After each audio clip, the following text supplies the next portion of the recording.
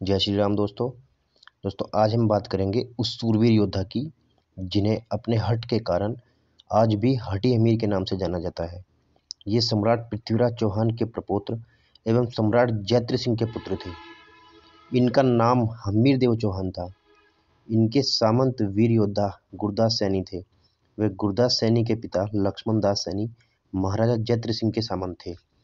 जब महाराजा जयद्रथ सिंह रणथंभौर की गद्दी पर शासन कर रहे थे तो वो दिल्ली को कर दिया करते थे।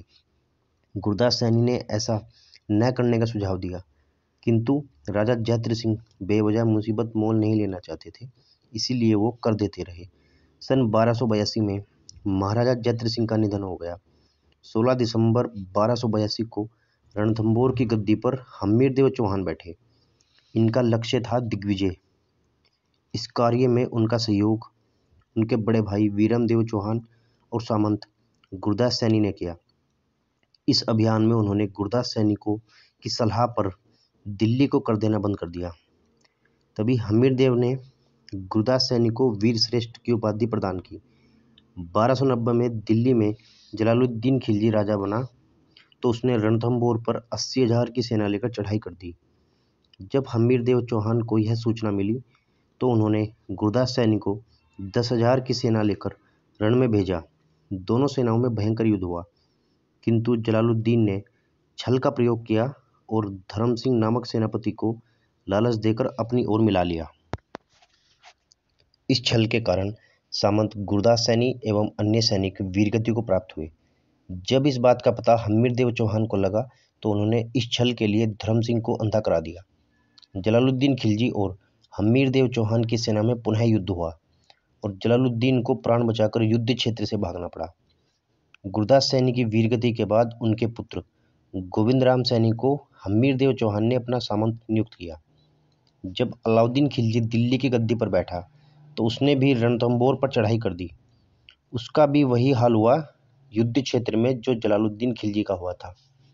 हम्मीर देव चौहान के सैनिकों का शौर्य देखकर अलाउद्दीन की सेना उल्टे पांव दौड़ पड़ी, किंतु इस बार अलाउद्दीन को युद्ध क्षेत्र से भागने नहीं दिया और बंदी बनाकर कारागार में डाल दिया गया।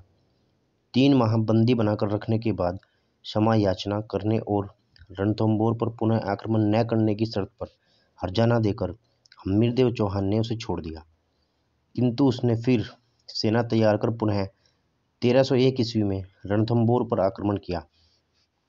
इस युद्ध में हम्मीर देव चौहान के सामंत गोविंद राम सैनी अपने पिता गुरदास सैनी की तरह वीरगति को प्राप्त हो गए।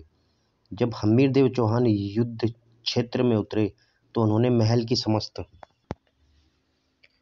स्त्रियों को बता दिया कि यदि दुर्ग की ओर युद्ध क्षेत्र से भगवा झंडे लहराते हुए दिखे तो समझ लेना हम युद्ध जीत चुके हैं, और यदि विदेशी झंडे दिखाई आते दिखे तो समझ लेना हम युद्ध हार गए हैं। जब हम्मीर देव चौहान युद्ध क्षेत्र में उतरे तो अलाउद्दीन की सेना के छक्के छूट गए। अलाउद्दीन भी युद्ध क्षेत्र से मौका पाकर भाग निकला।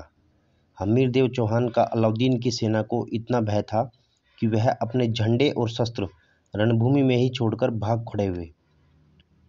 अलाउद्दीन को रणभूमि से अपने झंडे और शस्त्र छोड़कर भागते देखकर हम्मीर देव चौहान की सेना इस जीत से काफी उत्साहित हुई। अलाउद्दीन की सेना के झंडे जो युद्ध भूमि में बिखरे पड़े थे, हम्मीर देव चौहान की सेना ने वो झंडे उठाकर लहराते हुए अपने दुर्ग की ओर बढ़े। विदेशी झंडे दुर्ग की ओर आते देखकर दुर्ग की सभी स्त्रियों को लगा कि युद्ध भूमि में हम हार गए हैं, और सभी स्त्रियों ने जौहर कर लिया।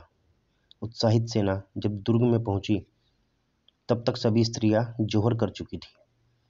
हम्मीर देव चौहान को एहसास हो गया कि उनसे कितनी बड़ी भूल हो गई है। तब उन्होंने प्रायश्चित करने के लिए अपनी गर्दन काटकर महादेव को अर्पित कर दी। वहीं हम्मीर देव चौहान की वीरगति के बाद भी अलाउद्दीन खिलजी 3 माह बाद दुर्ग जीत पाया। इतना खौफ था उन्हें हमारे उन वीरों का, और आज हमें उन आक्रांताओं की वीरता के किस्से किताबों और फिल्मों द्वारा परोसे जा रहे हैं। दोस्तों, हम्मीर देव चौहान के लिए कहा जाता है, सिंह सुवन सतपुरुष वचन कदली फलत एक बार, तिरिया तेल हमीर हट चढ़े न दूजी बार। तो दोस्तों, आपको हमारी ये वीडियो अच्छी लगी हो तो हमें सपोर्ट करें। धन्यवाद। जय श्री राम।